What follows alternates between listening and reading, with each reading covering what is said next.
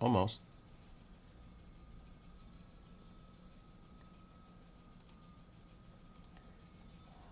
I already went out. TikTok knows that. 'Cause I was live on TikTok only.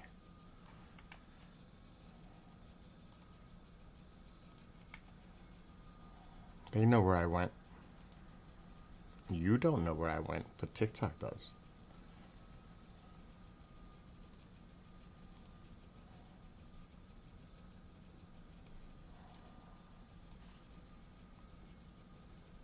Okay. Let's get Rumble up. I'll just keep it time to chill out. So that's exactly what I'm going to do.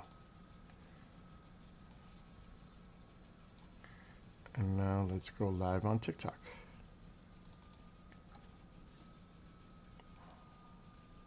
I just took a nice shower. I feel fresh, refreshed. My hair's still wet. It's never this neat. It's got to be wet, still a little damp. Let's call it damp. Nice shaved, feel refreshed. Got my stuff for New Year's Eve. And you don't know what I went through. I'll wait till I go live on TikTok, because they know more.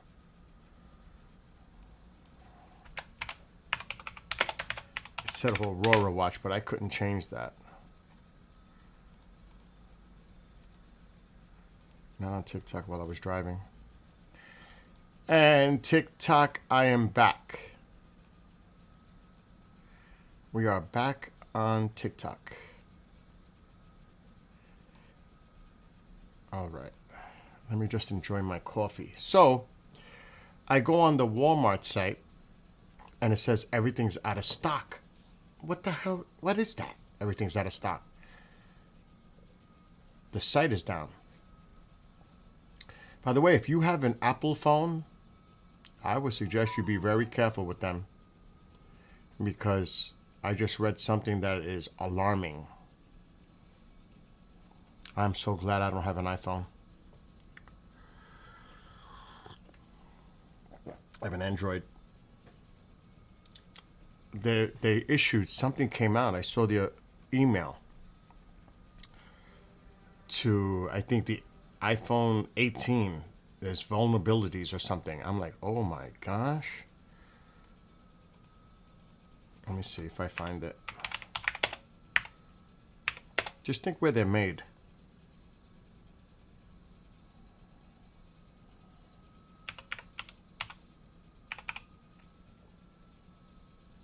People, they swear on Macs and all that. You can keep that stuff all. Here it is.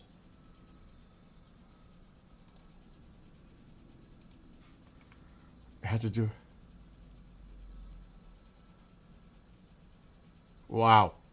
The iOS 18 has several vulnerabilities that could allow attackers to access sensitive user data or execute arbitrary code.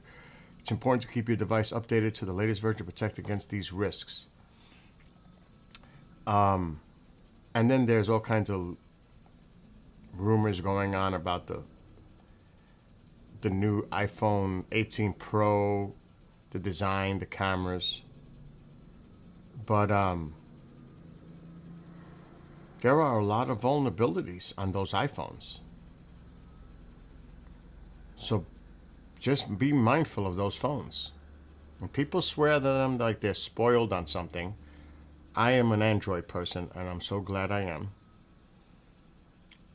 am. It says it right there.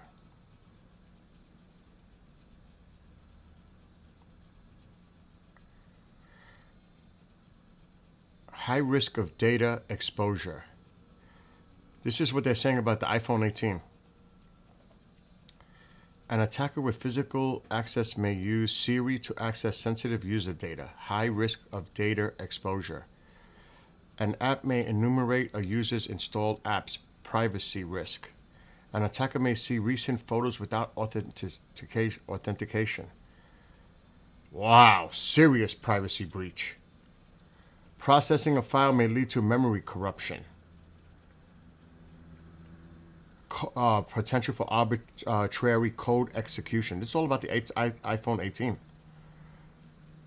An attacker may spoof their FaceTime caller ID. Risk of impersonation. Oh my gosh. That phone is super vulnerable.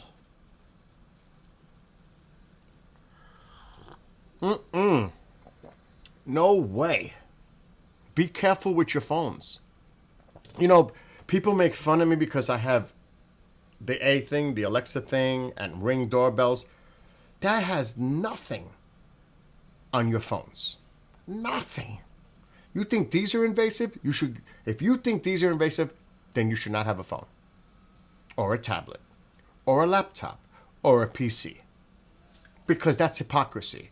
Don't make fun of one thing, meanwhile you're on a phone using it every day, constantly, because that's hypocrisy. You can't criticize one without realizing what's in your hand is worse than what you're criticizing. Does that make sense? But people do it all the time. I don't know why. If you have one, you're done. Because obviously, it's keeping up to your data usage, what you're searching for, all that good stuff. And you know, there's the cloud. And now with AI. So when people say those kind of things, I'm like, are they that gullible and naive? Are they? Anyway, I didn't mean to get off on this tangent, but please be careful with the usage of your phones because, you know, they're vulnerable. And I'm sure there's vulnerabilities with the Android, with my phone. Everything is. So just like I said, be careful for those out there, especially if you have children. Oh my God.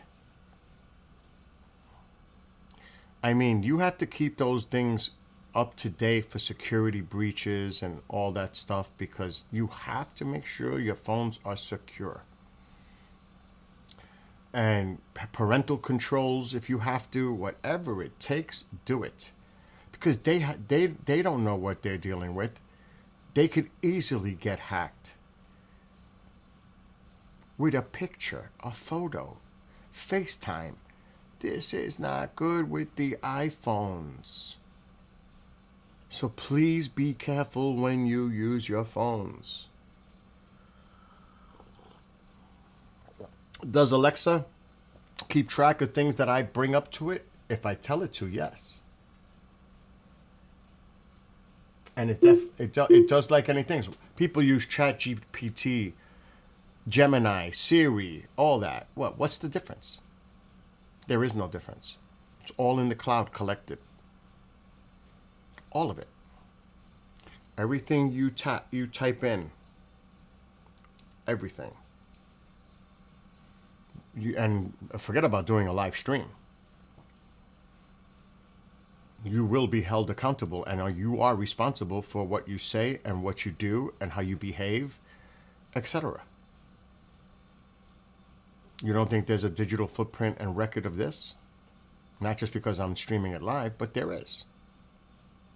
And people do stupid things and say stupid things and type in stupid things or send stupid messages or stupid emails. That's all traceable and recoverable. Social media posts, all that. Be careful.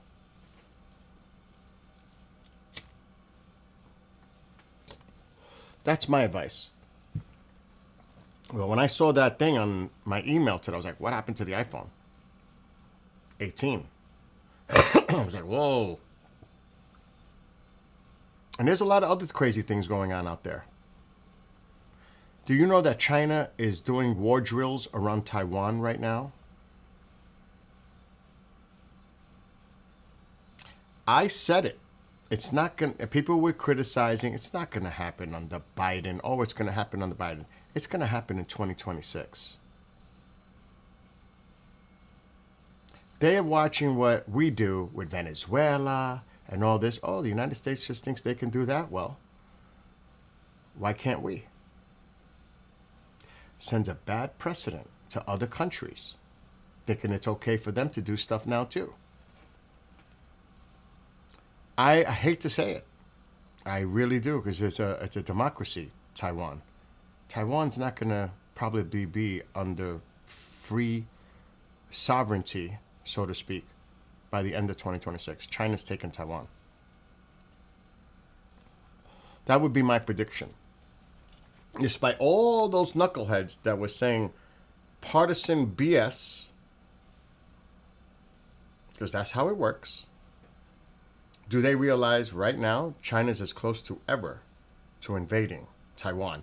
Right now, look it up. They're doing war drills. They got the whole island circled. They're doing full war drills right now. Not saying it's going to happen tomorrow.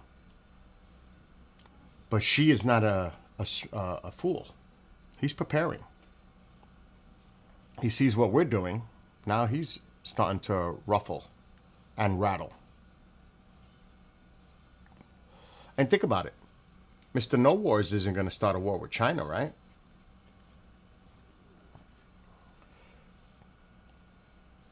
China's just going to walk in and take it. People will be complaining all this, but nothing's going to get done. It's not like we're going to go to war over Taiwan, are we? It's not our problem, right? And this whole thing with Ukraine, that's not Putin. Putin's not going to agree to those terms, some of those terms that I've seen already. No way. He thinks he can wait this out. He thinks he can just punish them through the winter.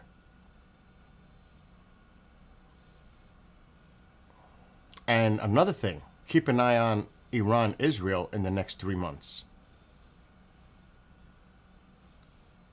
There's a lot going on. 2026 might be not good as far as foreign policy is concerned. 2026 might be bad. Forget about what's happening here with the economy, all that other stuff.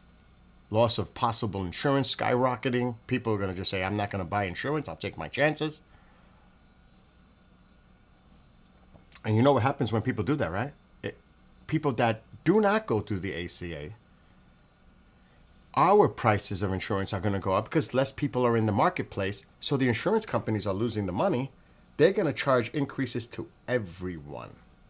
The people think that it only affects the people in the ACA marketplace. Oh, no, it doesn't. It affects us all.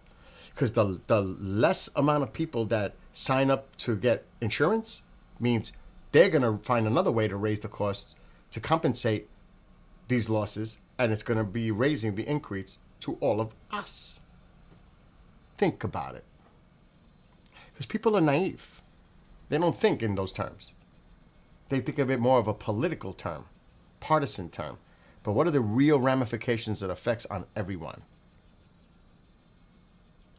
And I went to get gas yesterday. Regular is $2.89. Where is this $1.99 gas? I want to know where the $1.99 gas is. I want to know. Now, New York does tax a lot on their gas. A lot. Jersey did it recently. Jersey used to be, a lot of people would go to Jersey, get the gas, fill up, come back. But Jersey started to increase their taxes on gas too.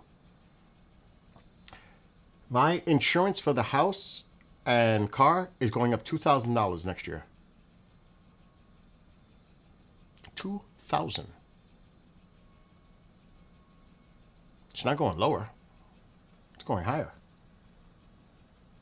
Now, I went to Walmart today shopping. I was shocked to see some prices were actually lower than expected. But it was very few items. The rest was ridiculous. Ridiculous. But there was some. 2. Potatoes. 10 pounds. $6. That's not bad. It's potatoes. And I don't know if you noticed that, like if you buy a pie, the pies are getting smaller and the prices are like high. I paid $6 and I thought this was cheap for a pie, maybe 8-inch. Forget about the other stuff. Orange juice, ridiculous. The meat, ridiculous. Bread is up from the beginning of the year, like 30 cents, 40 cents. But I buy 40 cal bread, so it's a little more pricey. What else did I buy?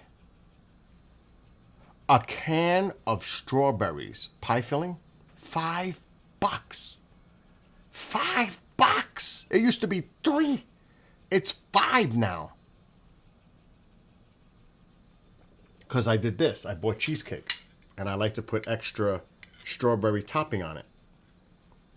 So I bought it because I wanted it for my cheesecake.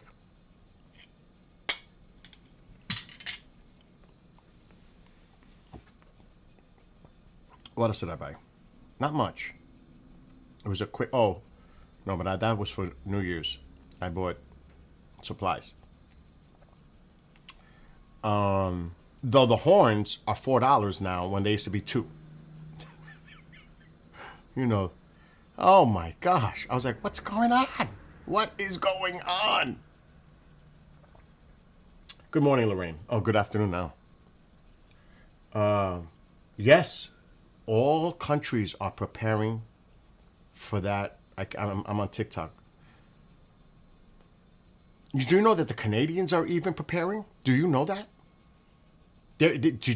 I was like, what? Canada's preparing for war with who? The Dutch are freaking out over his remarks over Greenland again.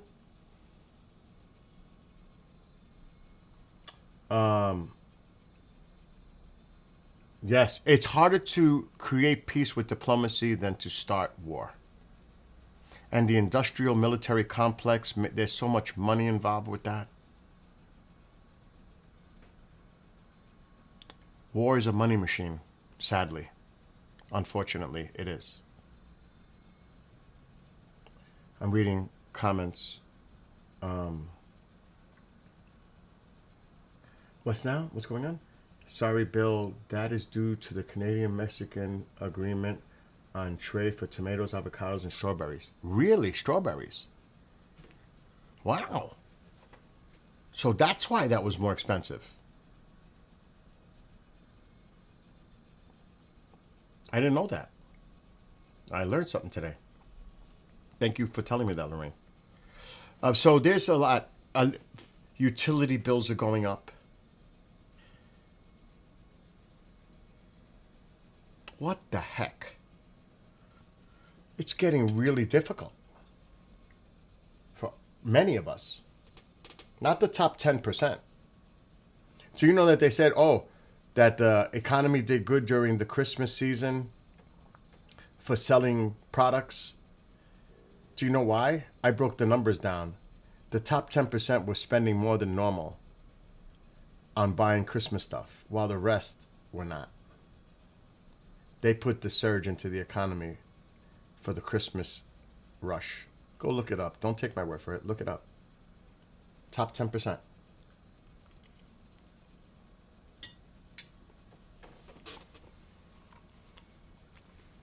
You think they're worried about what's going on right now? They couldn't care less about the middle person or the poor people, obviously. They couldn't care less. They're happy. They're in their happy land. Where's the rest of the country? You know how many people live check to check, pay to pay, just to keep going? Almost 50%. Alexa, how many people today live check to pay their bills and survive?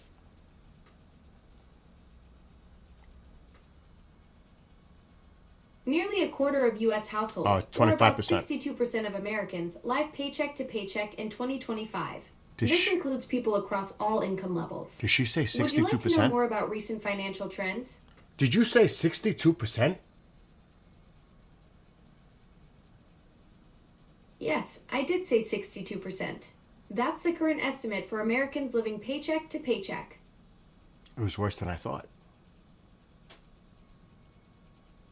I said 50%. Yeah, that 62% figure really hits different when you see the broader picture.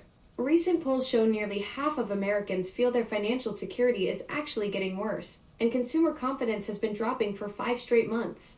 Turns out living paycheck to paycheck isn't just a catchy phrase anymore. Alexa, stop. It's become the American dream's less glamorous Alexa, stop. cousin. So, in what fantasy land is the economy doing great? It's just awesome. Yeah. In the stock market, especially when it comes to AI, they're having a field day.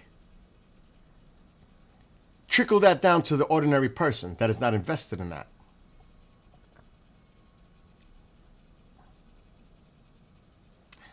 Things are not good. And do you think things are going to get better? Wait till January 1st. When people's insurance, it's going to be madness. And I mean, I feel for those people. My gosh. Do you think that's going to help? On top of everything else that's going bad with the economy? You think now people have to worry about getting health insurance is going to help? On top of all the other stresses financially, now my insurance might go up by double or triple? How is that sustainable for my family? And we're not talking about poor people. We're talking about a household income of $60,000. And they have to go to the marketplace. And they have a family. What about that? Because everybody thinks it's about the poor people. Oh, forget about Medicaid, Medicare, all the other cuts, SNAP, everything else. Everybody's going to feel across the country, whether you're red or blue. This is not a partisan issue. This is going to affect a lot of people across the board. There's no way anyone can defend this. In this country, in the 21st century, this is happening. It's undefendable. And that's why they're going to lose the House. They'll probably keep the Senate because it's strong red representation. But people are pissed. And you can't lie to people and say everything's great when they're the ones going out there living day to day, shopping, paying the bills. You can't lie to those people. Those people are saying, okay, you're full of shit. Bottom line. And nobody can spin it any other way. Because the facts are the facts. Despite somebody like a con man trying to convince that it's otherwise. Or everything is just peachy, great, awesome. Where? What world?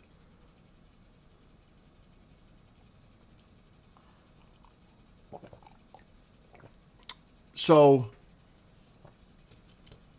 I don't know what's going to happen. There's a lot of conflict and chaos going on right now. This plan obviously did not work. And I know there was a lot of people that were hopeful that things would get better. We always have that optimism. But when reality hits you in the face, you have to say, okay, how much longer do I stand and defend this and not realize that I'm lying to myself because of political affiliation? When do you wake up and say enough is enough and reality hits you in the face and I can't do this no more? And I've said this, and it's just my own personal opinion. This country is not ready to elect a female president. Kamala had no chance. Even though he says it was a landslide, it was 1.5% difference. It wasn't a landslide. That's first of all. Because he always inflates numbers. That's his thing. I mean, look what's going on. Putting your name on the Kennedy Center, that's a memorial. Why did you put your name in front of that? That is like sacrilege. He wants to put his names on everything. That's what dictators do in their countries. They put giant images of themselves all over the country, their names all over the place. That's what happens in freaking China and North Korea, Russia. It's happening here. That's acceptable? Oh my gosh. To me, that is just utter disgrace. And nobody's saying anything. Could you imagine if Biden or Obama decided to do something like that? But there's no outcry. They're silent.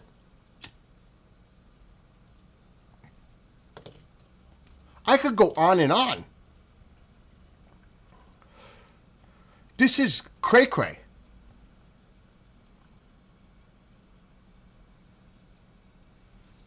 My gosh. What are you saying in here? For those who are not rich, the stats showed that the Christmas gifts this year were items people needed more than wanted. That makes total sense, Lorraine. That is an excellent point. Excellent point. Having medicine in your cupboards, food in your fridge, and clean bedding on your mattress, these things our great-great-grandparents wish for during, I don't know if that's war. I can't really make that up. My great-great-great-grandparents fled Stalin. My grandmother's Russian, Lorraine. I think you know that. Lithuanian. If they could speak for us to us now, they would say never lose hope. You can't lose hope. You always got to be optimistic. If you lose hope, you're done. You got to keep on moving forward. You can't lose hope. It's just harder. But that doesn't mean give up. Never. Never give up. No way. Heck no. You find a way. Do you know I went to the post office today and I saw something for the first time I've ever seen? There was a homeless person sleeping in the lobby. I've never seen that before. 20 years I've been living here, and there was a homeless person sleeping in the lobby. I don't know how the post office is allowing that to happen. I'm just saying, on a technicality basis, I don't know how the post office doesn't have people saying, you can't stay here in the lobby, you gotta go. So obviously somebody in there is not, the supervisor is not saying a word. I never saw that before. I was like, whoa.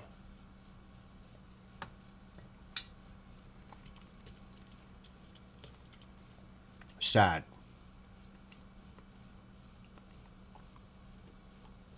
And that's the state of the times. Like a lot of people, if you pay attention to news, there are a lot of people thinking that when Netanyahu goes to see Trump today, he's probably meeting soon, if not already, it's going to be about Gaza. That's not necessarily what Israel wants to talk about. They are really concerned about the Iranian threat now with these ballistic missiles. They're going to talk to him about a preemptive strike again on Iran. I'm speculating. But if you do your research, you could see where this is going.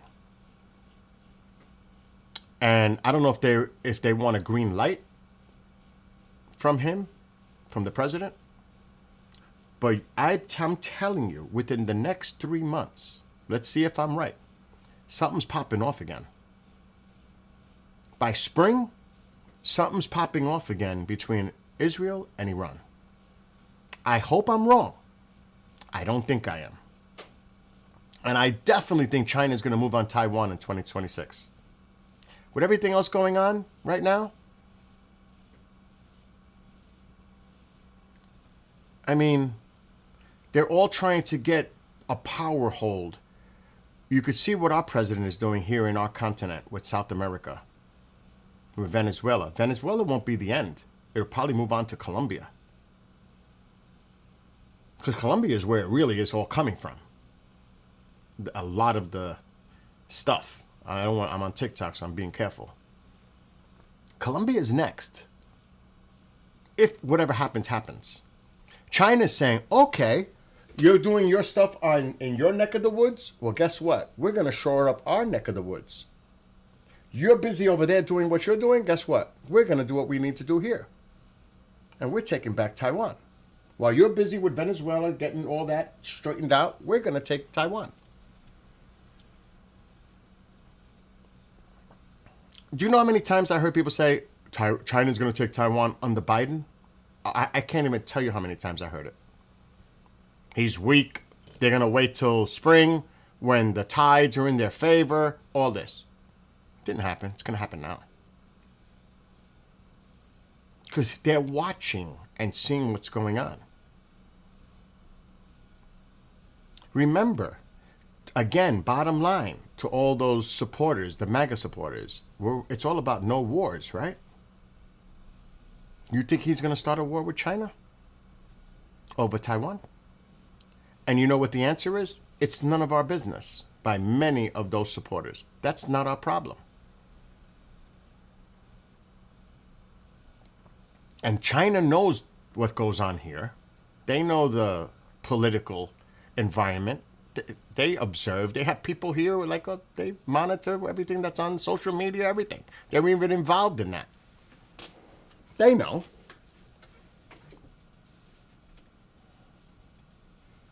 They're going to move on Taiwan because nobody's going to stop them.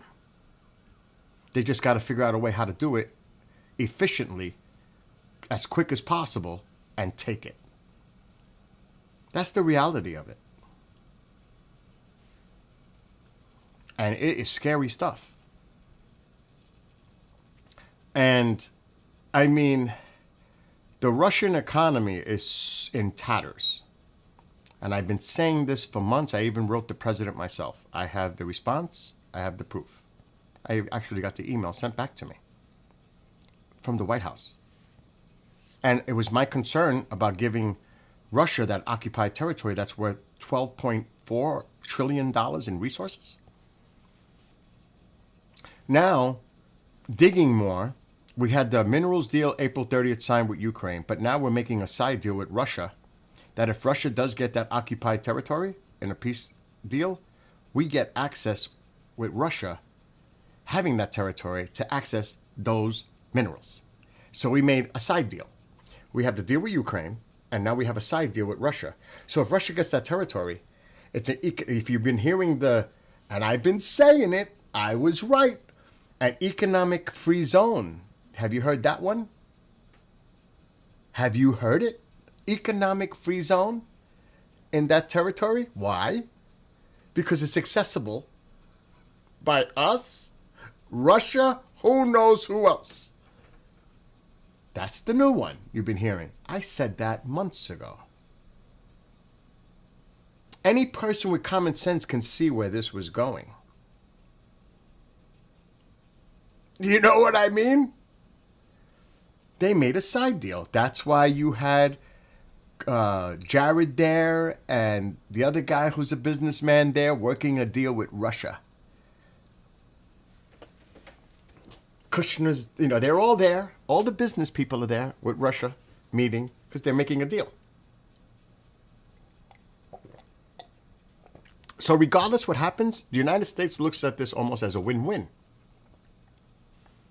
Even though I don't trust the Russians for nothing. They're our adversaries. They're besties.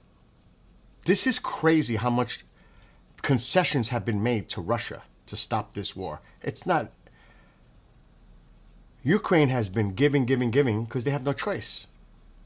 They're up against a superpower, military superpower. It is inevitable that they lose more territory because there's no one to support them. NATO alone? No. It would be a matter of time, sadly. So do they cut their losses now and try to come up with a deal? But I don't see. Everybody says yesterday, the president, oh, it was terrific. There's two thorny things. It doesn't matter. What does Putin say? You guys could be in agreement, 90% of what does Putin say? Without Putin's involvement, it's worthless. Because he could just say, I don't like it. You guys like it. Don't mean I like it.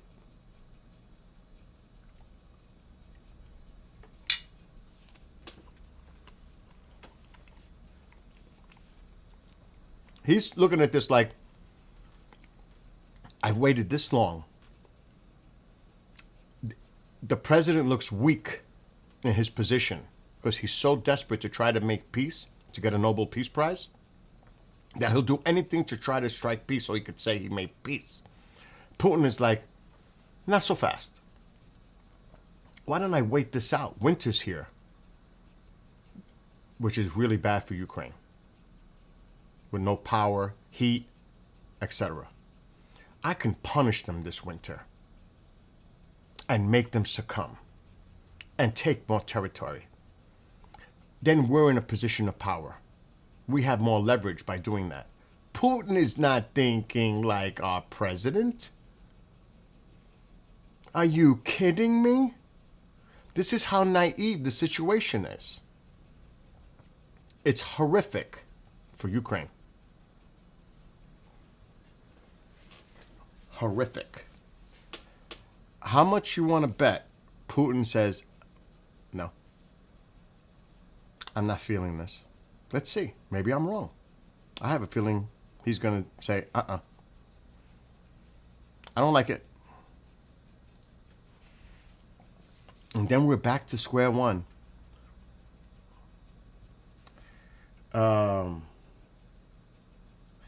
Okay. Let me see. How does it go? Give is you're weak, you're tired. I hate that you're right about that. The reality is nobody's going to move on that like you say. And at best, some countries try to take in as many people who flee as they can. Refugees. You know, a lot of countries don't want to take that refugee issue, Lorraine. We all know the big companies didn't fund the ballroom. They paid for the new bunker underneath the ballroom. Oh, geez, at this point, Putin can't afford to agree to that now. Money. But see, there's so much money and resources in the occupied territory that they currently are on in Ukraine. Trillions of dollars worth of resources. If they get that territory, their economy is... Now, it's going to take time to create the mining capability, the resources, equipment, etc., to start getting the money from that land. But they got access to it. And it's worth trillions in rare earth, oil, coal, minerals, you name it. It is cray-cray. Alexa, is it worth $12.4 trillion that Russia currently occupies in Ukraine and resources? Russia controls $12.4 trillion worth of Ukraine's resources, including 63% of coal, 11% of oil, and 20% of natural gas deposits. This strategic control significantly impacts Ukraine's economy and Europe's energy security. This is more than what people think it is. This hurts Europe as well. Absolutely. It's a complex situation with far-reaching implications for Ukraine's economy and Europe's stability. You are giving Russia everything. I'm simply providing factual information about the current situation. The economic impact of the conflict is significant, but I don't take sides in these complex geopolitical matters. Alexa, stop. 12.4 trillion in resources where Russia currently occupies right now, which is definitely a dent to the Ukrainian economy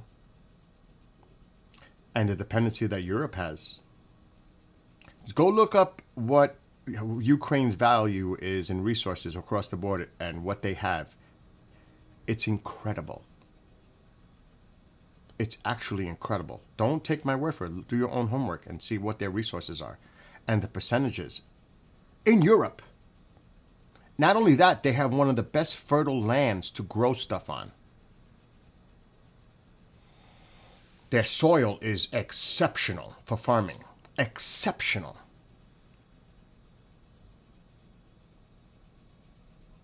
And our president just wants to hand it over because he wants to get the Nobel Peace Prize and say he made peace. You are giving Russia everything. You are rebuilding they're going to become an economic power again in the long term. They're going to have access to vast resources. They're going to make money. That's going to help their economy. We are going to rebuild Russia's economy. We're going to hurt Europe, and we're definitely going to hurt Ukraine. Who gets the gain out of this? Russia. I thought Russia was an adversary. No, they're our besties. And did you hear the other one? He wants Ukrainians in Russia to vote who is elected in Ukraine. So when Ukraine has an election, Russia wants Ukrainians in Russia to have a say too, to vote what goes on in Ukraine. I don't know if you know about that. Ain't that special? And you know, there's corruption. There's definitely corruption in Ukraine. Nobody can discount that. But compare Ukraine to Russia. Is there free and fair elections in Russia? What happens to people that oppose? Prison or worse? I mean, come on now. Stop it. Because it's like you have a lot of these Russia sympathizers trying to defend Russia and call Ukraine corrupt and the N-word, they're full of N's, N-A-Z, you know that word? All that. Are you kidding me? Is that your argument compared to Russia? A dictatorship, totally corrupt? The oligarchs control everything? A guy who's the president for life rigs the elections literally, and then he goes out, yeah, you're right, your elections were rigged. Yeah, because kind of like you, right? Putin, similar, right? You guys have that in common, right? It's a joke. It's scary stuff. Really, it's scary stuff. And, you know, I don't know. Do people really understand what's going on? Or they're just so naive and so narrow on their political affiliations that they don't see the whole picture? It's incredible. And what's to stop Russia from, look what we did. We'll wait a few years, but we're going to push again. You think this is the end? He got everything he wanted. He has no reason to stop. Because he's going to benefit. Because he knows if he waits it out, he benefits. Now, I don't know how long Vladimir is going to be around. He's getting up there in age. But, my God, what is wrong with people?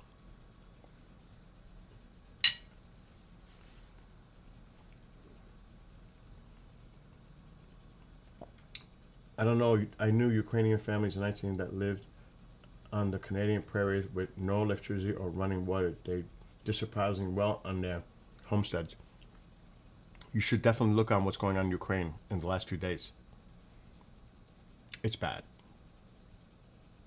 For the civilians. Very bad.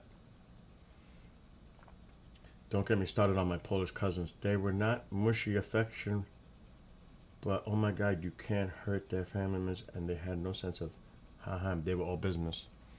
Do you realize how many Ukrainian children were taken back into Russia? And they're being indoctrinated. They were even adopted by Russian families. Ukrainian children. That is a war crime. Plain and simple, what they did to the children alone in Ukraine. War crime. Putin. But he's our best friend. The United States used to stand up for something. It was the voice that would stand up to things like this. Utter silence. I don't think they've ever even mentioned this administration about the kids that were kidnapped back into Russia. I don't even think they brought it up. Like they don't care.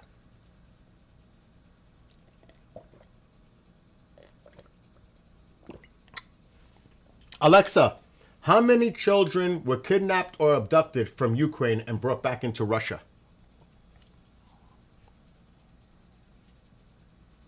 Russia has forcibly transferred nearly 20,000 Ukrainian children to areas under its control. This is considered a war crime by international authorities. Alexa, stop. So I didn't make that up. It's a war crime. 20,000 children. 20,000. Not a few hundred, not 10. 20,000 children.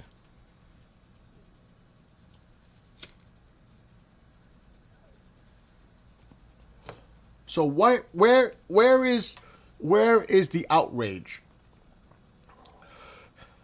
First of all, with this administration, human rights means nothing. That's obviously what's happening domestically and what they think about other countries abroad. Did you see when the Saudi Arabian prince was here and he started talking about Khashoggi? Oh my God. Human rights is not part of this administration's list. I don't think, right? Look what's going on here. They ignore what's going on across in other places. I have not heard anything from this administration talking about those 20,000 children that were taken from Ukraine into Russian territory. None. Zero. Have you?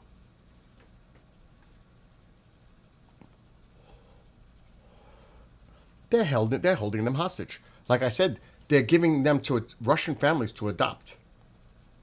Or they're indoctrinating them. You know why? To despise, I don't want to use certain words, Ukraine. They're going to use them against their own country. That is so sad. No, but Russia's great. They're not corrupt. They're great. Ukraine is corrupt. They're the worst. It's indefensible.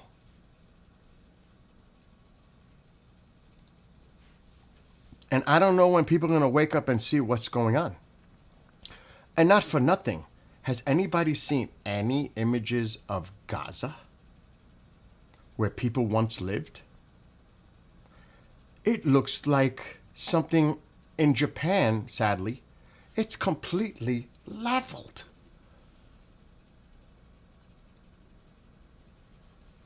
People living in tents. I was looking at it. I don't even want to get into it. Sewage coming out from underground all over the place. The infrastructure is totally destroyed. Has anybody actually seen the video footage, drone footage from Gaza? It's leveled. Any buildings that are standing up are all decrepit. They look like they're definitely got to be knocked down, leveled. It is such a sad, oh my gosh.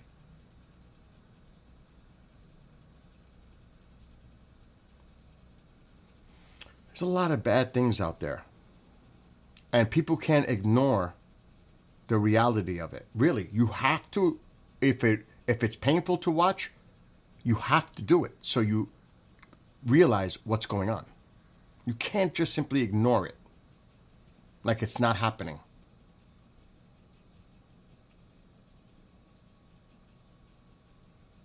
It is so sad to watch. It's really sad. So there's, like I said, there's a lot of things. 2026 might be really, really a rough ride. Not just here, but as far as abroad, globally, there might be so much things going on and not in a good way. And it's going to be interesting to see how this administration handles it because, you know, they're not the most brightest bunch. I'm not confident in the people that have these roles right now. They seem very incompetent. It's one blunder after another.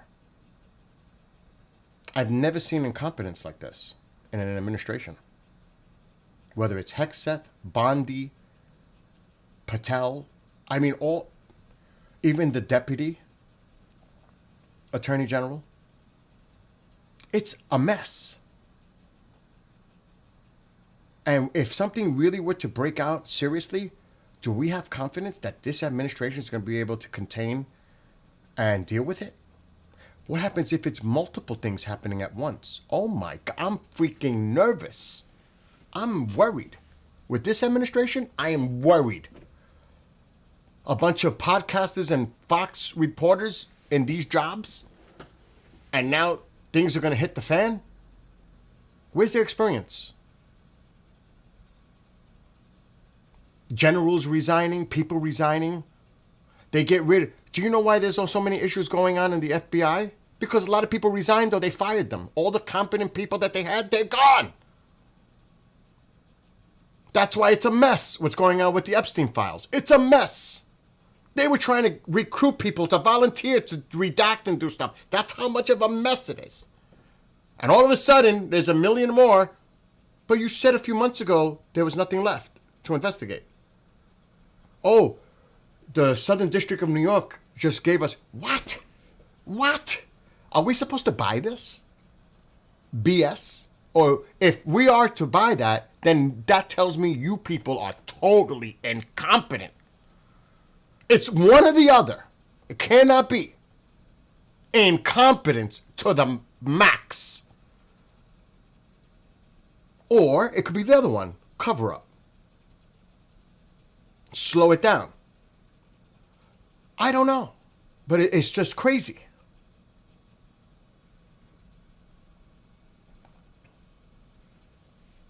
Oh my God, Lorraine, you make... I don't mean to laugh, but that's a funny comment. I don't know if I could read that. On TikTok. Oh my gosh. You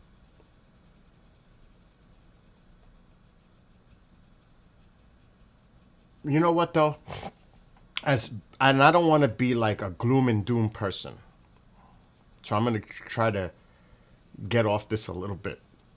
But all I'm saying is people need to be aware. I always say this as a person who's a moderate. I was a Democrat years ago when I lived in New York City. So was Trump. I'm here now, in the middle, completely in the middle. And I'm not even, I go both ways. I look at things and I voted Republican and I voted Democrat here. That's how much of an independent I am. I don't have a problem with that. But I'm not going to be dug in and ignore what this side is doing. I'm looking at everything. I'm looking at what both sides are doing and how they're, because it's a mess. It really is a mess on both sides. It's a mess.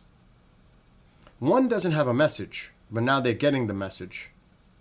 The other one is so dug in that they are scared and cowards not to speak out against something that they know is wrong. Because they know one post, like what Marjorie Taylor Greene, once he did that, she was like, I'm done. I'm out of this. I'll primary you out. To Marjorie Taylor Greene, one of his biggest staunch freaking supporters. And he put that out there because he didn't like what she said about the whole Epstein file thing.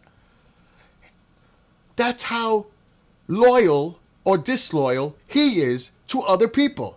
Either you're loyal to him or not. And if you're not, I'm going to get rid of you. Whether I can fire you or I'm going to primary you out, they are scared to you know what. That they don't speak out. Because they know one Truth Social post, this person is not supporting our agenda to make America great again. We need to primary this person out in 2026.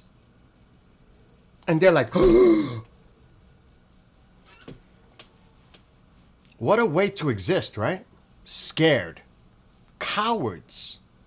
To do what's right for their constituents. No. To do what's right by one. But being that the House is up for grabs big time, I've been saying this too. Let's see if Republicans start to pull back a little bit and start to think about their own political careers to try to get reelected and distance themselves a little bit from the president. Or are they going to go down with the ship and the House falls? Like House of Cards. That's going to be interesting to watch in 2026. I've been saying this for months. It's not like I'm talking new about this, but nobody pays attention. I don't like to say I'm right all the time because I'm definitely not. But the vast majority of things I've been saying have been accurate. Now, am I perfect? Of course not. Nobody is. Some people think they are. Some people can't admit that they're wrong. They refuse to admit when they're wrong. And that's part of the problem what's going on now. Because they don't want to say, well, I was wrong. You were wrong. Independents have fled. They're gone. Independents are definitely not behind this president anymore. They're pretty much toast. The Hispanics that you gained, you lost them, especially with the immigration thing. They're gone. All those pluses you gained are now gone. But will that affect people in the House? People are going to use it against him. Well, you were behind him on everything you went along with, everything he said. And what they're going to say? People are pissed. Don't think they're not. 30% may not be, the MAGA. It doesn't matter what he does. They'll defend him to the end. He can do no wrong. It's the rest of the country that's saying, what the heck is going on? The vast majority of the rest, like 6 out of 10. And that's conservative. I'm giving 40%. Which that might be too much. Because a lot of independents, they lean left or right. So some of those independents that are right-leaning are still supporting him. But a lot of the ones that were on the left are gone. It's going to be very interesting to see what this year, how this develops up to the midterms. And they better pay attention. They better be paying attention because they're going to lose the House. And then he's a lame duck for sure. Nothing's going to get done. Not that much got done anyway under this current Congress. Another one to keep an eye out is refunding the government at the end of the month. Oh my gosh, that's going to happen again. Could you imagine another shutdown? In the middle of all this.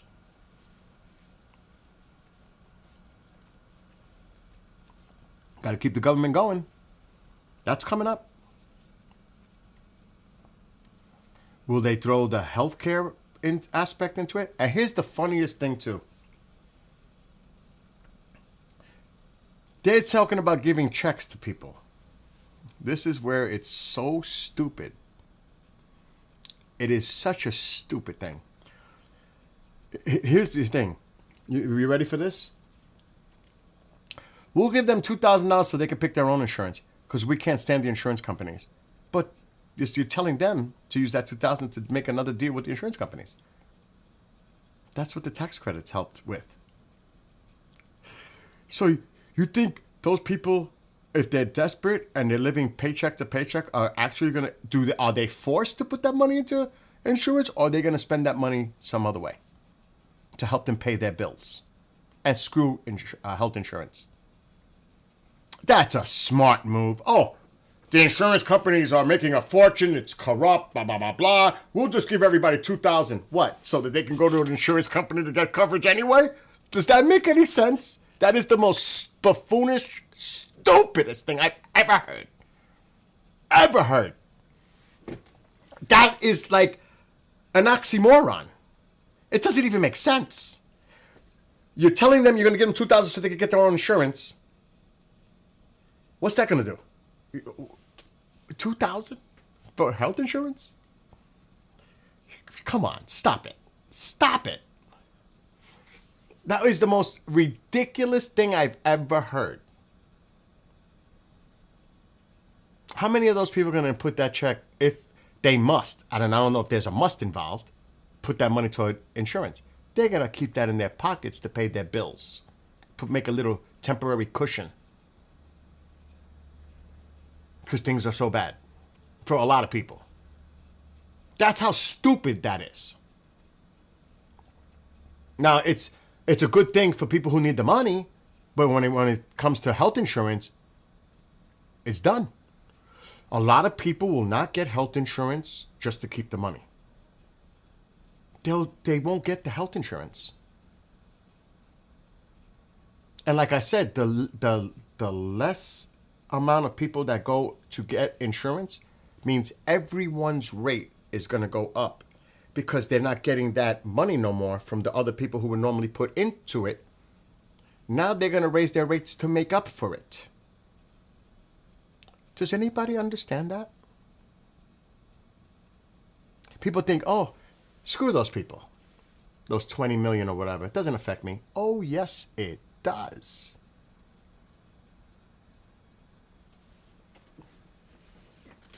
Alexa, if less people sign into the ACA marketplace, does that mean premiums for everyone else would go up? Yes, lower ACA marketplace enrollment typically leads to higher premiums for remaining participants. As healthier individuals leave, the risk pool becomes less balanced, causing insurers to raise rates to cover higher expected costs. Alexa, stop. Duh.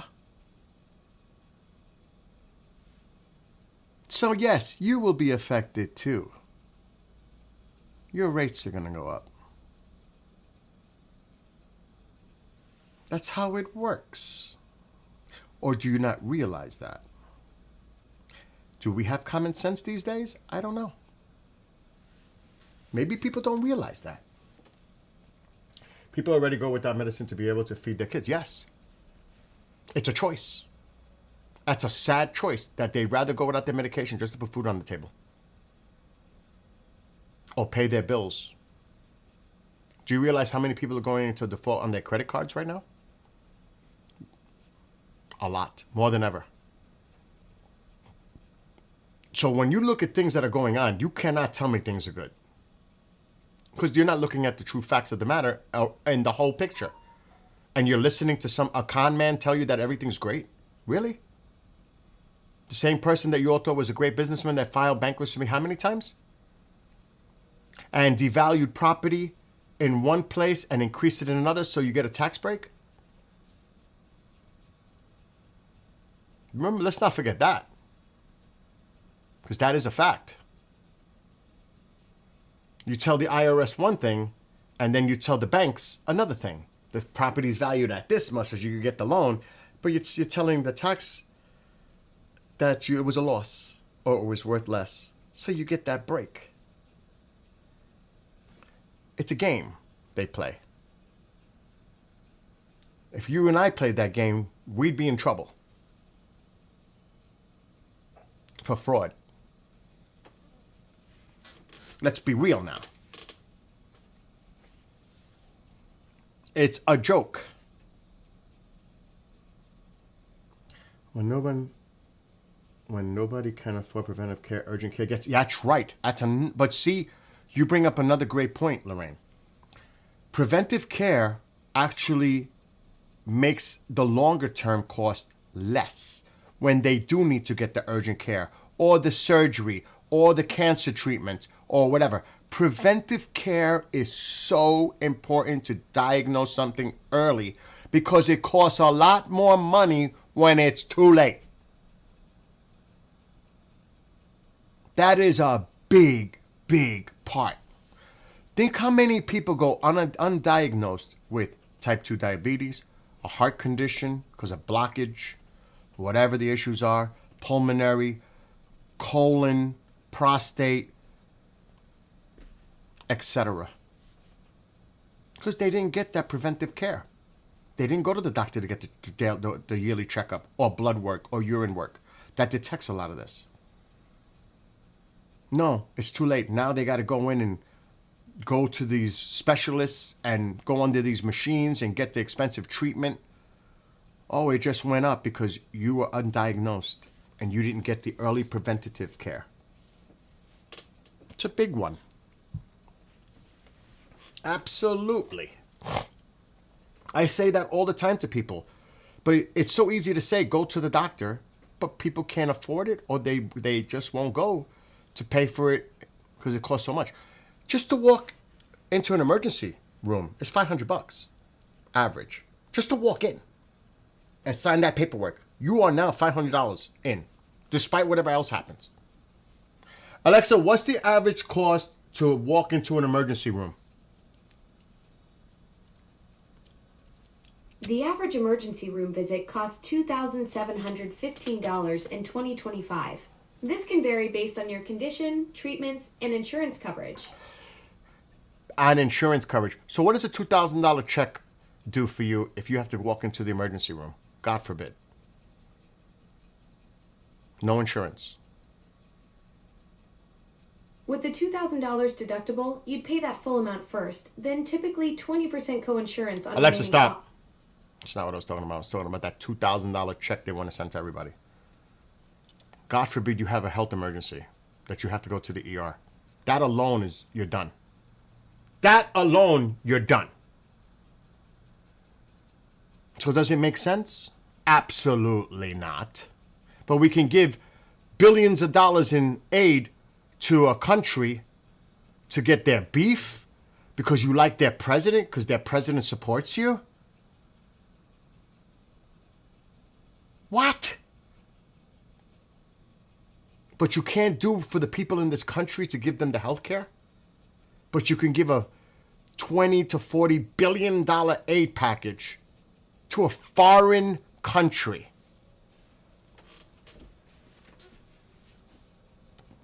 Tell me where that makes sense. What are they doing for us? No, because that president is kind of like him and he supports them.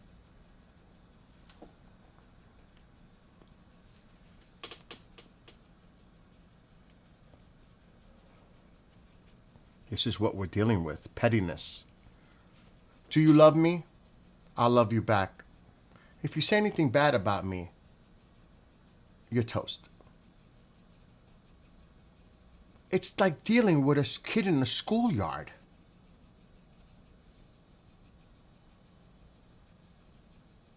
And people were talking about Biden's cognizant. This is scary stuff. And, it's always when it's too late, people say, oh my gosh. Because nobody looked at the flags or the warning signs. Nobody. They ignored them till it's too late.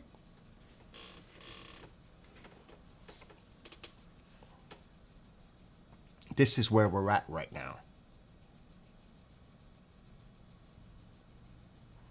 And I simply can't defend it in any way.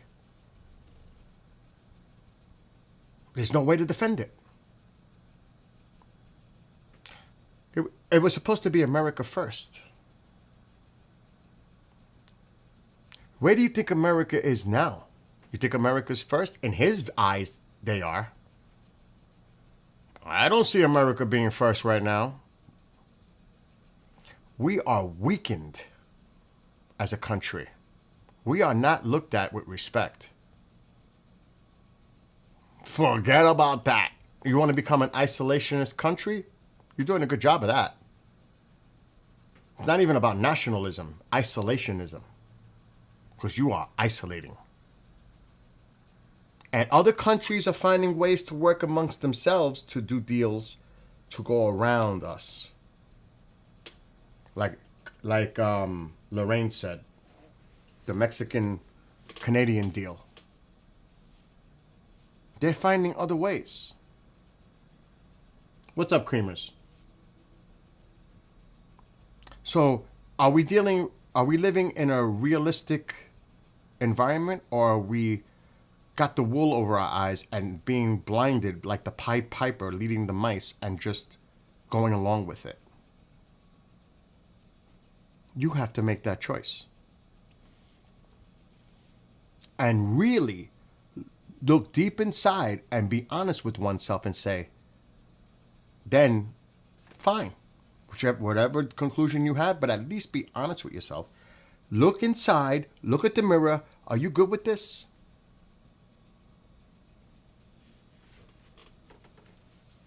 I guarantee a vast majority will say, heck no. Heck no. And it's always, a balance. You're never going to get to zero. 30% is low because that shows one core base, and that is extreme base. Not moderate, more of the extreme base. When you are down in the 30s, that means your hardcore base is there, but the moderate ones are slipping away. Forget about what the other party does, because they're not going to go for you anyway. And I've said this a million times. Where are the independents? They're not here now. They bailed. Like I said earlier, you had the Hispanic vote. Bye-bye. They're gone. They bailed. Things are just not good. And like I said, I'm worried about more than that. China taking Taiwan in 2026. They have war games right now surrounding Taiwan doing war games, China. Right now. Today. Yesterday. Right now. They're not gonna make a move immediately, but they're getting ready. And they know that Mr. No Wars is not gonna start a war with China. But there might be some deal. Let us take care of our backyard, Venezuela, Colombia. Don't get involved with our shit, and we won't get involved with your shit. How's that as a trade? It could be as simple as that.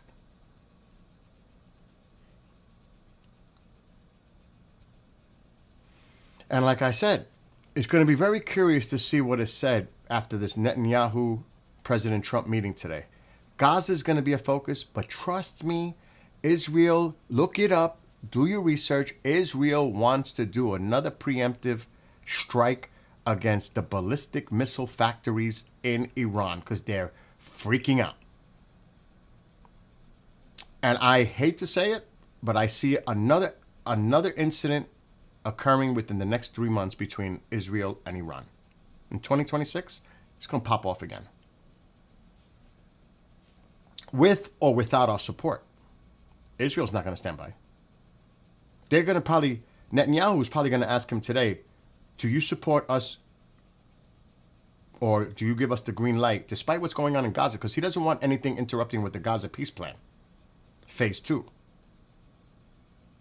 The president doesn't want nothing to interfere with that.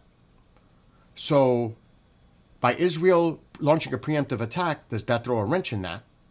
The president might say, we don't want you doing that right now. Israel might say, well, we don't care. We're going to do it anyway.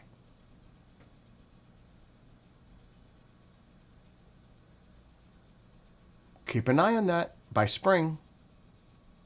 And Israel will launch the preemptive. I hope I'm wrong. And I would be happy to be wrong. No problem with that. Please be wrong.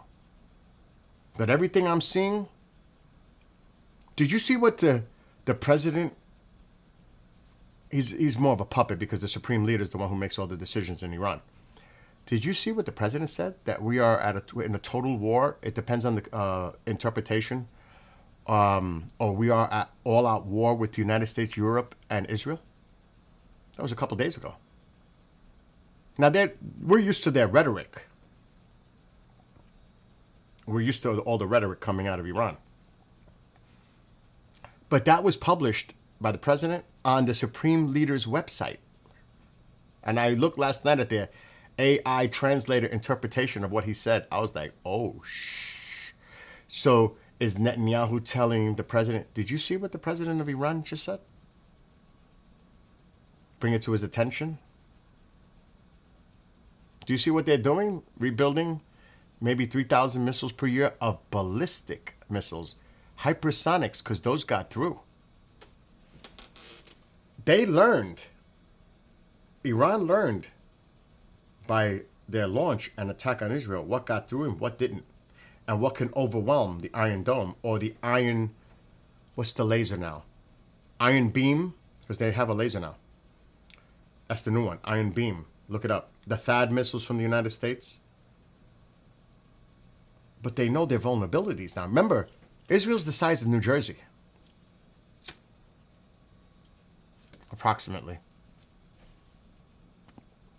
Israel is small. Can you imagine overwhelming them with thousands of missiles?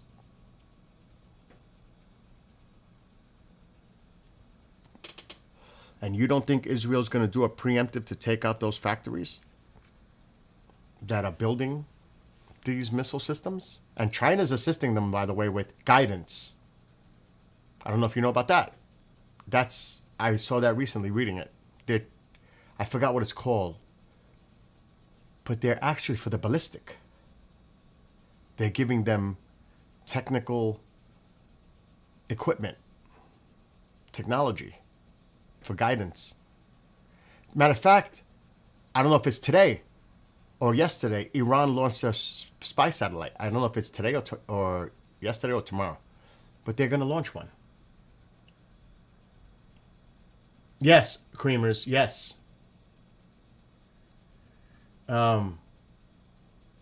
It depends on which Hispanics you say, creamers. Cubans, I could tell you in my family, the Puerto Ricans bailed. There's certain, if you pick the Hispanic community out, first of all, I could tell you this, being Puerto Rican, they were never going to vote for a female president. It's just not in their DNA. Because and I'm not stereotyping. Generally, most of my relatives are dominant with their partners. So they weren't going to vote for a female president. That's just not in their makeup. Now, like I said, the Cubans still, there's certain Hispanic groups. But, just look at it. I could bring it up. Hispanics have bailed. You might know some that are still dug in. But those dug in are diehard MAGAs. They're going to stay dug in. It's the independent Hispanics, not Republican Hispanics. They're dug in. They're still dug in. He could do no wrong. They're going to stay dug in. It's the independents. A lot of them which crossed over and voted for him in 2024. A lot of them are not there now. But as far as this whole thing with Israel, I feel by spring something's popping off. Something is definitely popping off. I may be wrong. We'll see. What's today's date? 29th? December 29th. I got to remember that when I said this. Alexa, when is Iran launching their spy satellite? Iran launched 3 observation satellites on December 28, 2025, using a Russian Soyuz rocket. The satellites, named Zafar-2, Paya, and Kauser, were designed for Earth observation and resource mapping. Yeah, okay. It was yesterday. Using a Soyuz, Russian. They launched 3 satellites. I thought it was today. I said yesterday or today. It was yesterday. The Russians are helping them. China's helping them with tech. I hope I'm wrong. And Taiwan is going bye-bye in 2026, I'm telling you. Alexa, is China currently doing war games around Taiwan? Yes, China is currently conducting military drills around Taiwan. The Justice Mission 2025 exercises began today and will continue tomorrow, involving live fire and simulated strikes. Alexa, stop. China's not messing around. And as I said, when the president is doing what he's doing here in Venezuela, and probably won't stop at Venezuela, it'll probably jump to Colombia. If I had to guess, Colombia's on that hit, We're taking care of our continent. Well, I could see China easily saying, okay, you're doing what you need to do over there. We need to do what we have to do in our backyard. And we're taking Taiwan. You're not going to stop us, are you? You want to go to war? He's not going to go to war. With China? Over Taiwan? It's not our business. 2026 could be the year China takes back Taiwan. And I don't say that lightly. Because they're monitoring everything that's going on right now. And they see an opening here. It's an opening of weakness, knowing that the Nobel Peace Prize is more important.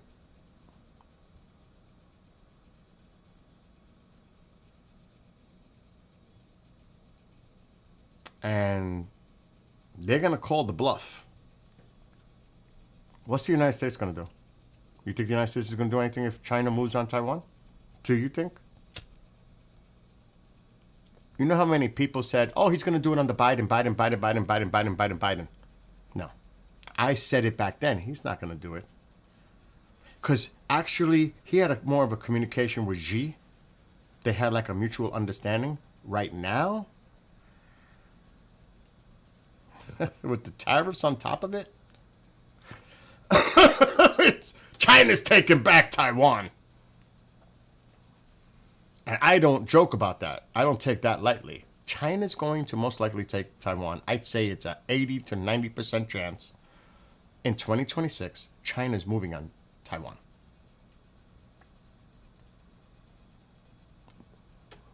You got to see the massive drill they're doing right now. I was watching it on a feed. I was like, oh my gosh. It's like they have a naval blockade around the whole island. They've got the AWACS flying, their version of the AWACS flying over. They've got fighters. They've got all. I'm like, oh. Whoa.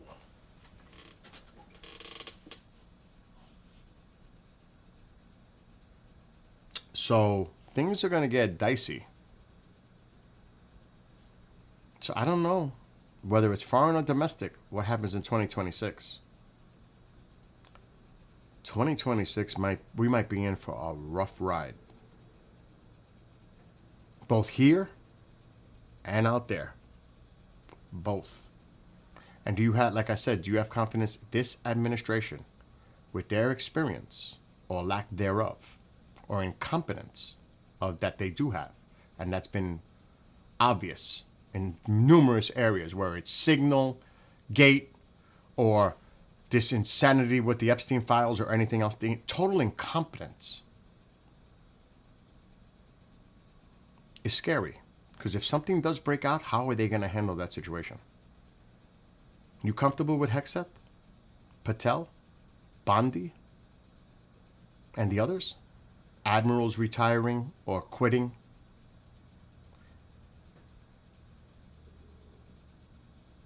This is not good.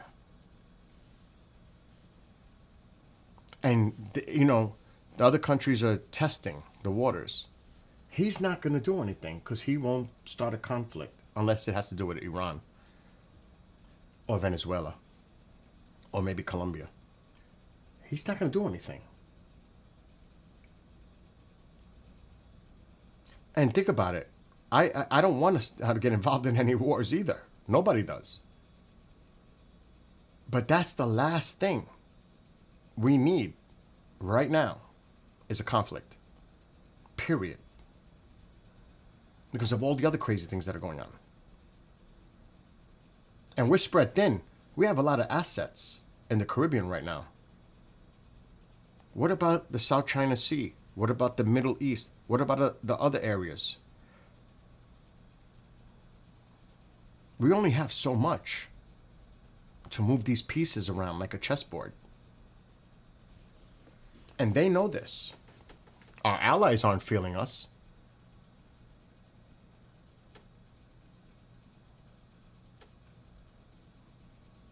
NATO's never been so weak.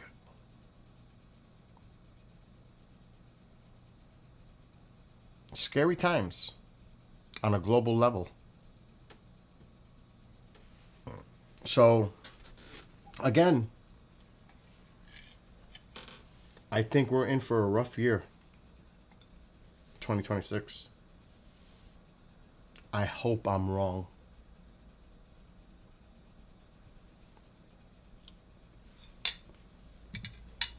But, sadly, I don't think I'm wrong.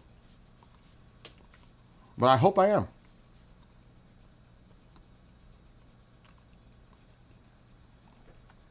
So we'll see. I'm very curious to see what, because I don't know if they're meeting now, Netanyahu and President Trump. And you can't depend on the press corps to ask any relevant questions because they all are controlled by the White House. They don't ask the tough questions. They suck up. Most of them ask suck up questions. There's still a few that ask tough, legitimate questions, but right away they're attacked at fake news, blah, blah, blah, blah. This is the worst White House press corps ever in history because they got the people that they love with the softball questions and made it such an imbalance to make it look like awesome when they do their press conferences that their tough questions aren't asked. And they don't even allow them to have a follow-up if it is tough. And then what's even worse is the following reporter doesn't pick up what the last reporter said. They just change the narrative of the conversation and the questions. That's the game in the White House press corps. So you can't even get a decent question, a legitimate question. Like my question would be, did you both discuss the options concerning Iran, one of those options being a preemptive strike on their missile facilities? That's a legitimate question. I bet you not one of them asked that question. Maybe one. I would hope one does. But that's how bad it is. That's how bad it is. And controlled. It's pretty much censored. That's what we want? That's not real true freedom of the press. It's controlled. There's a lot of questions here. But I'd be very interested to see if anyone does, somebody, even if it's a reporter from Israel or Iran, if they even have them in there. I doubt the Iranian. There has to be reporters from Israel in there. There has to be. Netanyahu's there. There has to be a reporter that doesn't go abide by the terms and conditions for the reporters here in this country. Please let one of them ask a legitimate question from the Israeli press. Please. Because my confidence is very low that one of our own will ask that question. That's sad. That's sad saying that in itself. And I want to see. I may be surprised. Maybe somebody will. Maybe it'll be ABC, his favorite, or CNN, his favorite. Not. Maybe it'll be one of those. Oh my gosh, it's just too much. It's too much.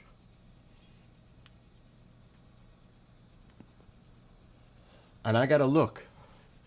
I'm just gonna look. When is the meeting? It might be happening right now.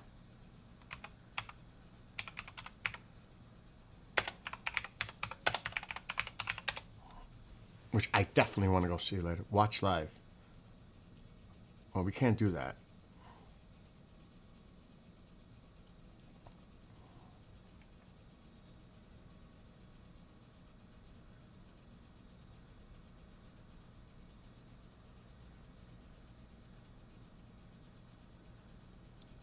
Oh, look what it says here. President Donald Trump will host Israeli Prime Minister Benjamin Netanyahu at his Mar-a-Lago resort in Florida today as he doubles down on big foreign policy bets in the end of the year flurry. Netanyahu is expected to press Trump on taking more aggressive action against Israel's enemies. But the U.S. president has grown wary of some Israeli actions. I knew it. I knew they're going to talk to him about Iran. That's not even a doubt. That's their concern. It's not necessarily Gaza peace plan.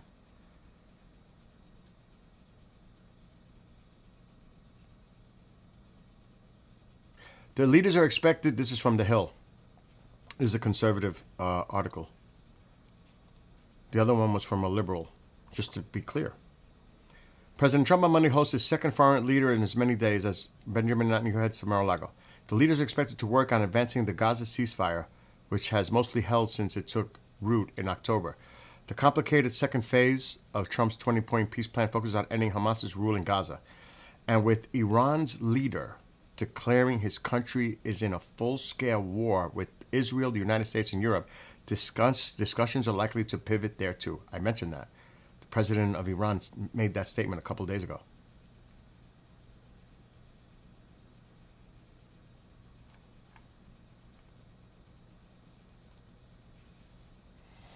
So that's definitely going to be on the agenda.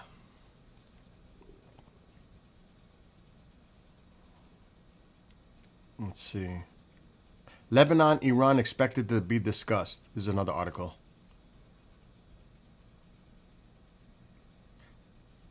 The president is expected to push Israel to move forward with the second phase in the ceasefire agreement.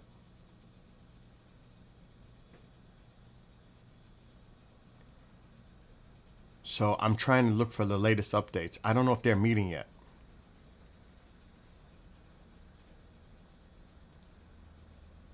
Alexa, what time is the president and Netanyahu expected to meet at Mar-a-Lago today?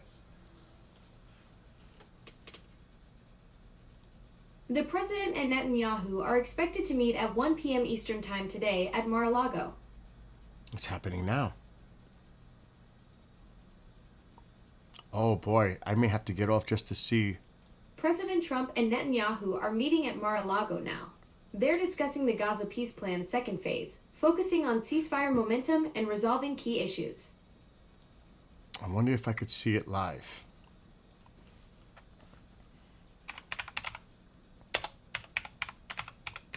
Yes, you can watch it live. The meeting is scheduled to start at 1 p.m. Eastern Time. Would you like me to help you tune in? No. All right, I understand.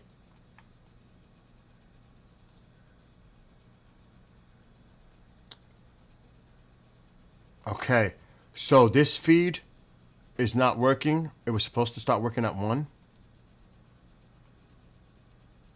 Let me make sure I'm muted. Okay, I can't put his on.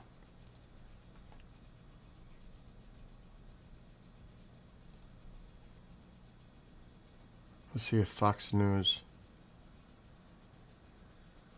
They're talking right now.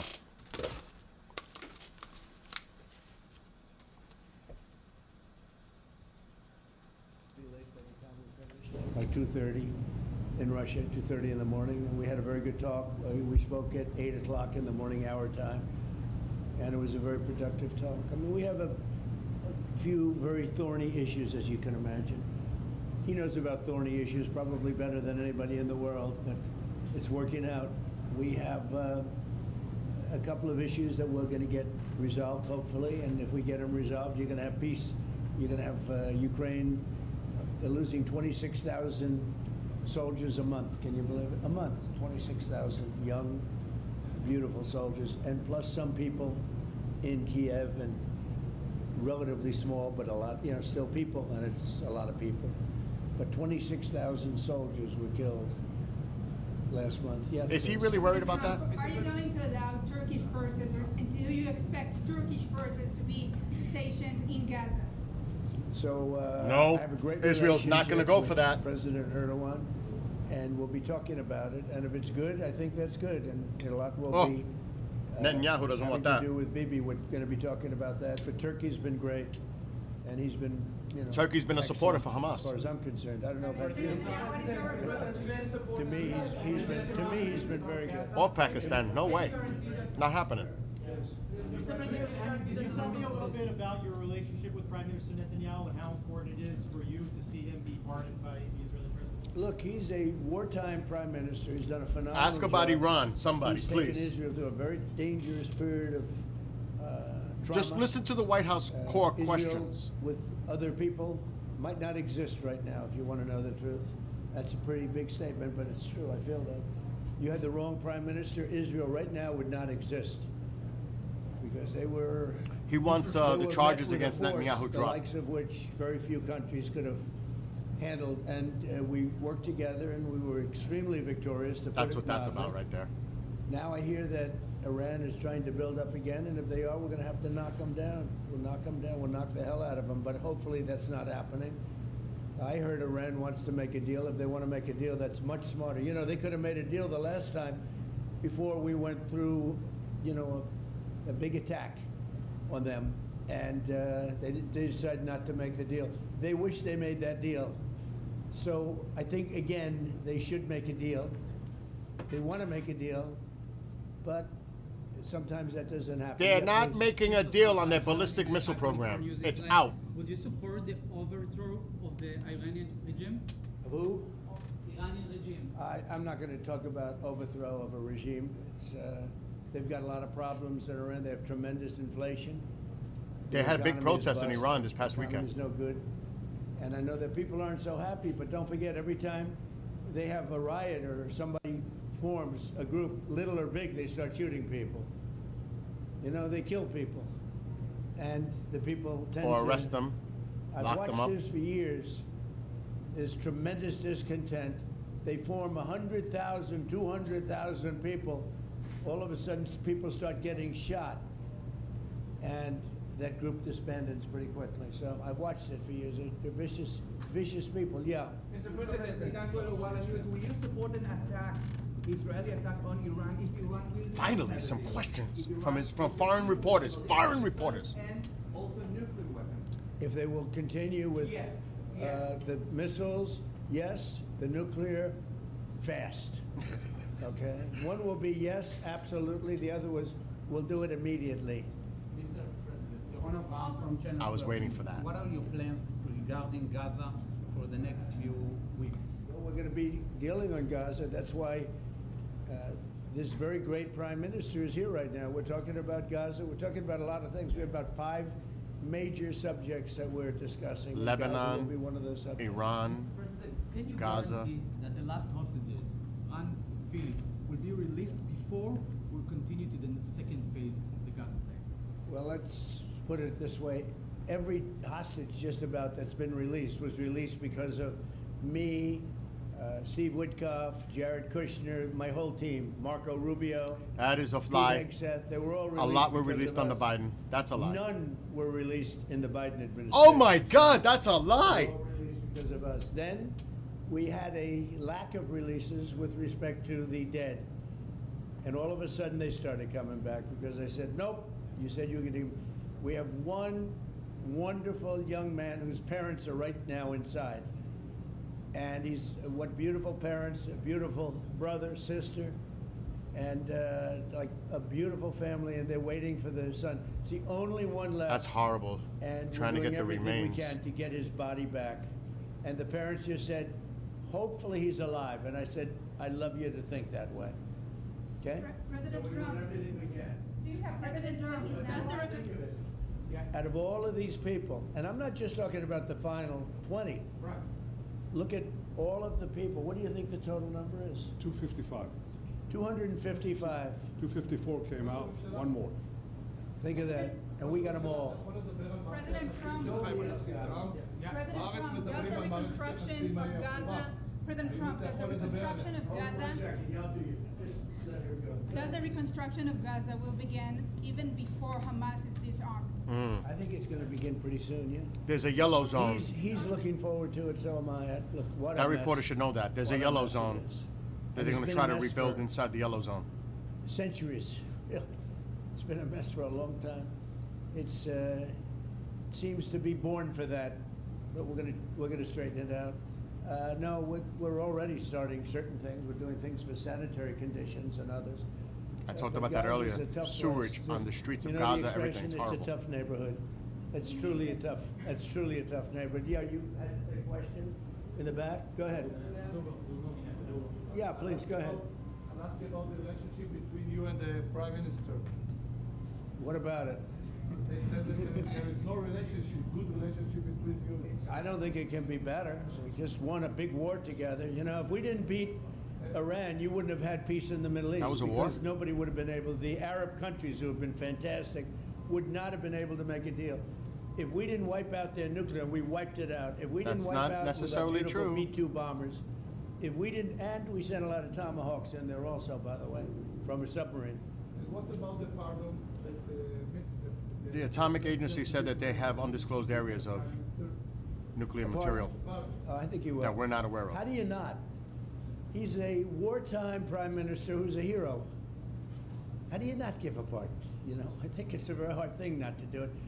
I spoke to the president, and it's on. I mean, he tells me it's on its way.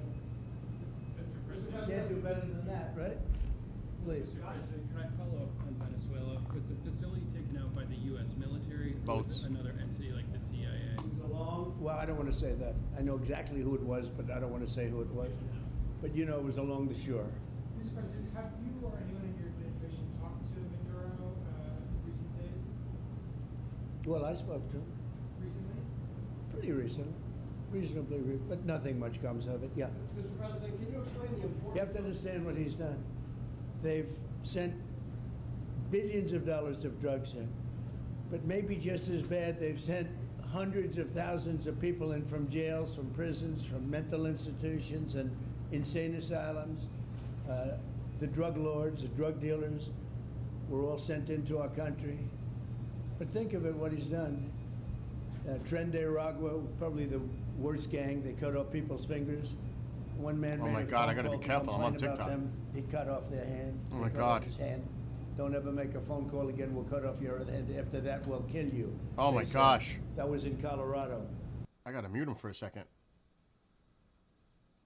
Oh my gosh. Sent in some bad people, and that to me was just terrible. That's the They president sent saying in it, not drugs. me. Now, I will say this, 97% of the drugs coming in by sea stopped.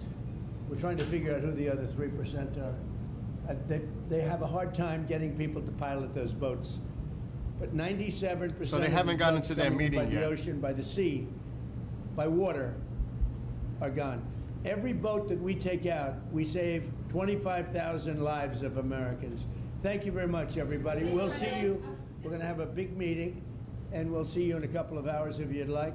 Okay, so they're going into their meeting now.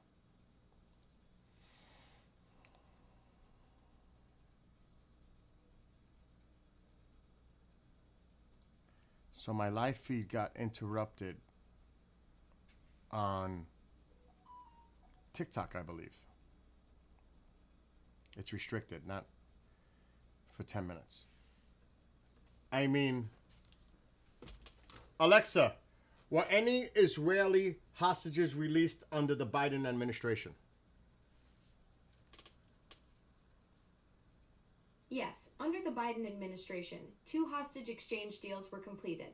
In November 2023, 105 hostages were released. A second deal in January 2025 resulted in 33 more hostages being freed, including 8 who had died in captivity. So that was a lie. Alexa, stop. He freed all of them. No, he did not. That was a lie. And the agreement happened in January before he took office under the Biden administration for that last part. So that was a blatant lie.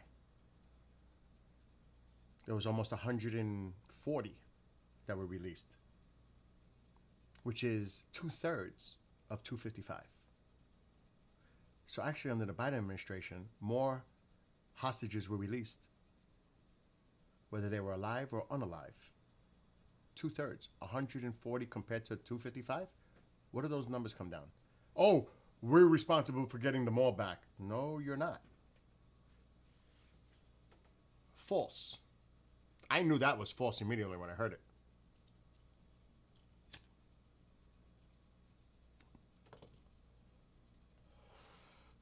Fact checking is fun in a way.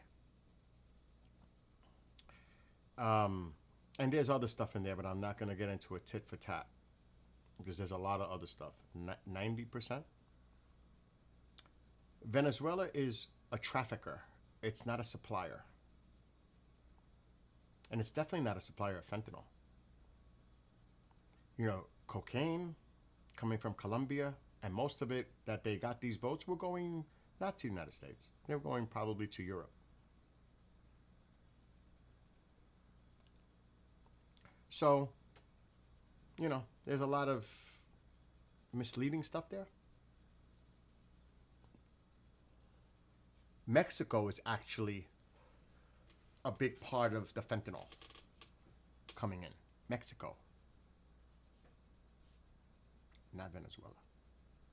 Alexa, is Mexico the leading supplier for fentanyl coming into the United States? I think it's Mexico.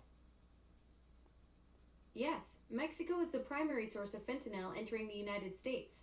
Mexican drug cartels produce and smuggle most of the illegally manufactured fentanyl through the southern border.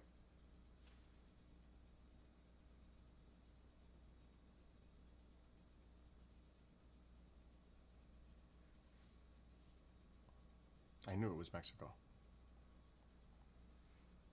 So, again, misleading. Alexa, does Venezuela supply the majority of drugs flowing into the United States?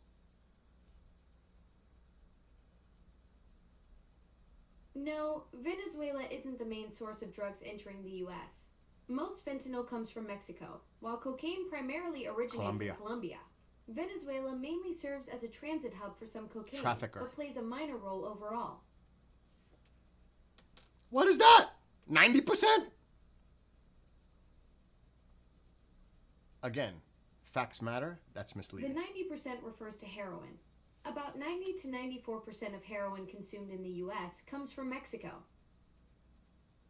But what about Venezuela?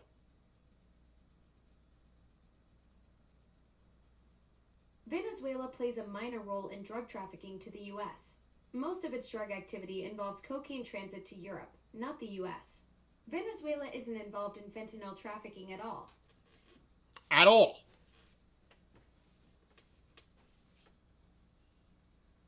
Venezuela plays a minor role in drug trafficking to the U.S. While it's involved in some cocaine transit, it's not a major supplier. Alexa, stop. Oh my God, Kendrick, you gotta go to work.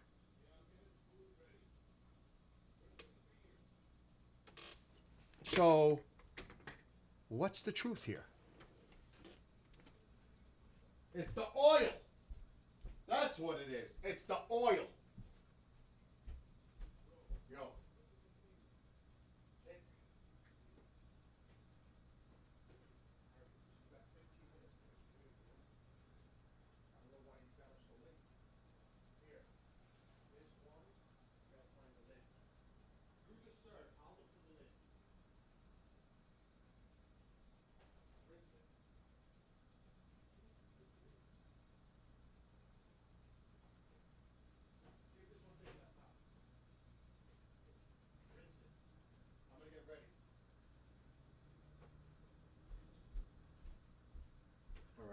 I gotta drive him to work.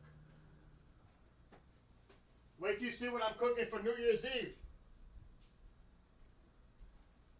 I'm cooking pork tenderloin, Spanish rice for Christmas Eve.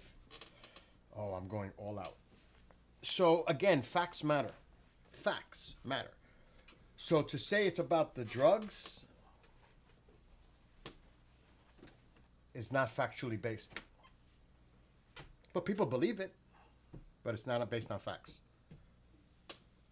Colombia with the cocaine, Mexico with the fentanyl. Venezuela has zero with fentanyl. It's Mexico. And of course, we know the cocaine comes from Colombia. What they do is they're a transit hub. Those boats that they're hitting, they're not coming to the United States. They're going to a port because those are little boats. Those are the boats you would see on a lake. Obviously, you see them when they're targeting them, right? They're not ships. They're small boats. Like I said, that's something you would find somebody fishing on a lake. A nice size one, but yeah. They're heading to port to head to Europe or even Africa. They're going that way. They're not coming this way. So all of that is BS. This is about the oil. That's what it's about. And the companies, Exxon and all these other companies that have major investments, when they pulled their contracts and saying, we're going to get our land back in Venezuela. We're going to get our access to the oil again. What? So people need to pay attention. He keeps pushing that drug thing. It is not about that. That's a talking point which a lot of conservatives believe. That it's about the drugs when it has nothing to do with it.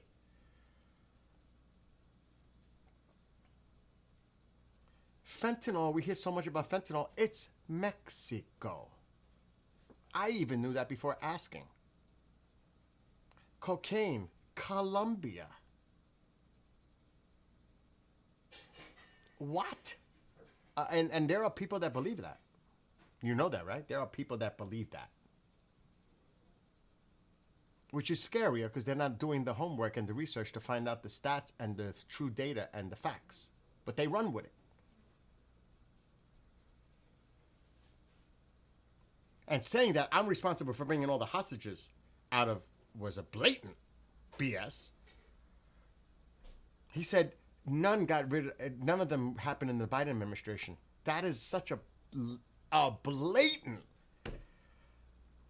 It was 105 and then 33 under Biden, the Israeli hostages, whether alive or unalive. That adds up to 138. There were 255, so you're responsible for 117, Biden 138. Biden beat you. Will you admit that? No. But I got them all out. What? What are you talking about? Under the Biden administration, they got 105 on the first one and 33 on the second one in January before he left office. Alexa, how many total hostages did the Biden administration get back from Hamas? The Biden administration secured the release of 138 hostages through two deals. Alexa, stop. 105 in November 2023. Alexa, stop. And 30... I said 138. There were 255, sadly. There's still one Marino unalive. Biden beats him. He just said live, I'm responsible for all of them. And the Biden administration did none. That is such a blatant BS. I can't even believe it. We're supposed to believe that? But some people do. Because whatever he says is truth to there.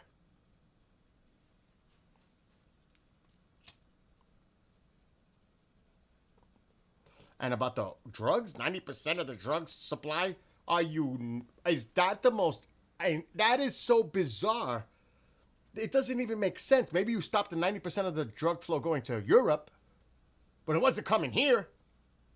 Fentanyl all comes from Mexico. Cocaine, Colombia. They're the transit hub. Venezuela's the transit hub, but the boats were going that way, not toward the Caribbean, toward the States. They were going the other way because they were most likely going to Europe. So is this about drugs or is this about oil? Really? Come on, please stop it. Stop. Anyway, I need to go because I have to drive him to work. Lorraine, Creamers, if you're still there, have a great one. Anyone on TikTok, be well, be blessed, be safe. I'll be back later. I need to actually digress and come back and change the topic and not talk about this stuff at all because it gets me aggravated. All right, I am